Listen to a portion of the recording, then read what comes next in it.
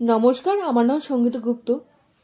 জানেন আমাদের অপেক্ষা শেষ হয়ে গেছে, মানে হরর কমেডি ফ্র্যাঞ্চাইজি যার জন্য আমরা অপেক্ষা করে বসেছিলাম, মানে ভুলভুলাইয়া পার্ট 3 তার টিজার 27 সেপ্টেম্বর রিলিজ করা হয়েছে। আর জানেন মঞ্জুলিকা দেবন বিদ্যা বালান ম্যাম ক্যাম্পব্যাক করতে চলেছে।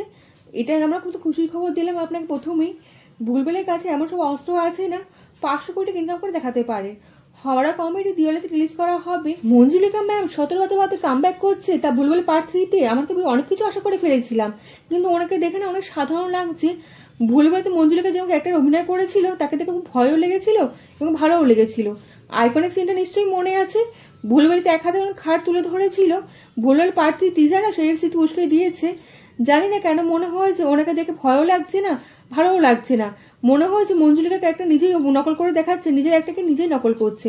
তাকে দেখে সেরকম ফিলই হচ্ছে না, মনে হচ্ছে ওভার অ্যাক্টিং করছে। বিদ্যা বালান ম্যামকে কোনোদিন ওভার অ্যাক্টিং বলতে হবে ভাবতেই পারেনি, কিন্তু ভুলভুলাইয়া টিজার এটা বলতে বাধ্য করিয়েছে। জানেন ভুলভুলাইয়াতে যেরকম রিয়েল ন্যাচারাল মনে হয়েছিল না, এবার সেরকম মনে হবে না। বিদ্যা বালান ম্যামের অ্যাক্টিং দেখলে মনে হবে নিজের অ্যাক্টিংকে নিজে কপি করছে। মানে প্রথমে যে মঞ্জুলিকে দেখানো হয়েছিল তাকে যেন কপি করার চেষ্টা করছে খুব করে। আর ইন্টারেস্টিং এর জন্য ফিল হচ্ছে না, নিজস্ব কিছু দেখানো যাচ্ছে না। মেকারদের যে বলবো যদি এরকম বানায় না খারাপ কন্টেন্ট আর বাচ্চাদের মতন করেন না, তাহলে তো সিনেমা দেখতে কেউ যাবেই না। তবুও যে কমেডির জন্য যেরকম একটাতে নেওয়া হয়েছে না, যদি কন্টেন্ট যাতে খারাপ হয় না, যেসব একটাটা রয়েছে সিনেমাতে খুব সহজেও হাসিয়ে দেবে। ভুলভুলাইয়া ব্যাকগ্রাউন্ড মিউজিকটা শুনেছেন, যার জন্য নস্টালজিয়া ফিল হয়েছে না? আমার তো দারুণ লেগেছে। শ্রী হোক বা ভুলভুলাইয়া দুজনে এই সিনেমার এক্সপেক্টেড হলো হরার। আর মঞ্জুলিকা দেবের উপর সন্দেহ যদি হয় না, তাহলে ভুলভুলাইয়া কপাল তো পড়লো। এই টিজার দেখে মনে হয় যে সিঙ্গামের সঙ্গে যদি ক্লাস না করে তার জন্য তাড়াতাড়ি রিলিজ করে দেওয়া হয়েছে। এই টিজার জন্য রেডি ছিল না, তাই এত ভুলভ্রান্তি হয়েছে।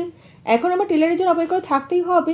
এই সিনেমা এবারে সিনেমা হতে চলেছে, এখন এটা বলা সম্ভব নেই। আগে ট্রেলার তো আসুক, তারপর সব বলবো। এখন এই ফ্র্যাঞ্চাইজির জন্য অপেক্ষা করে থাকতেই হবে।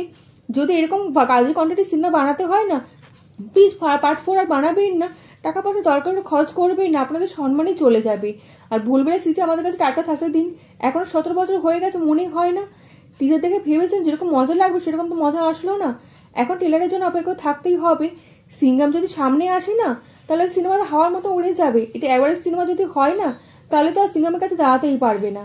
কার্তিক আরিয়ান হোক বা বিদ্যা বালান ম্যাম হোক আর মাধুরী দীক্ষিত, এদের দুজনের কাজে অনেক দায়িত্ব পড়ে গেল। এদের যদি ভালো কাজ করে দেখাতে পারে তাহলে সিনেমা হিট হওয়ার সম্ভাবনা রয়েছে।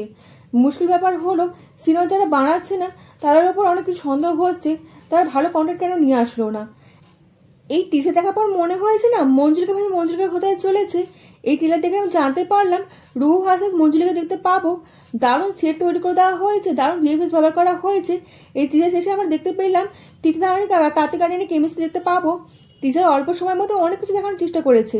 আর টিজারে যদি মাধুরী দীক্ষিতকে এক ঝলকও দেখানো হতো না, তাহলে এই টিজারই হিট হয়ে যেতে পারতো। এখন দেখার বিষয় আমাদের প্রত্যাশাকে পূরণ করতে পারবে, আর ভুলভুলাইয়া পার্ট 1-এর মতন কি হতে পারবে। আর দিওয়ালিতে রিলিজ করার পর আমরা জানতে পারবো সিনেমাটা কেমন হতে চলেছে। আপনার কি সিনেমা দেখানোর উপর অনেক আশা রয়েছে সিনেমার হিট হবে? কেমন লাগলো ভিডিওটা কমেন্টের মাধ্যমে জানান। আপনার কমেন্ট আমার কাছে অনেক মূল্যবান। আপনি লাইক ও সাবস্ক্রাইব করে দেবেন এবং দেশ বিদেশে বন্ধুর সঙ্গে ছড়িয়ে দেবেন। দেখা হচ্ছে পরবর্তী ভিডিওতে, ভালো থাকবেন।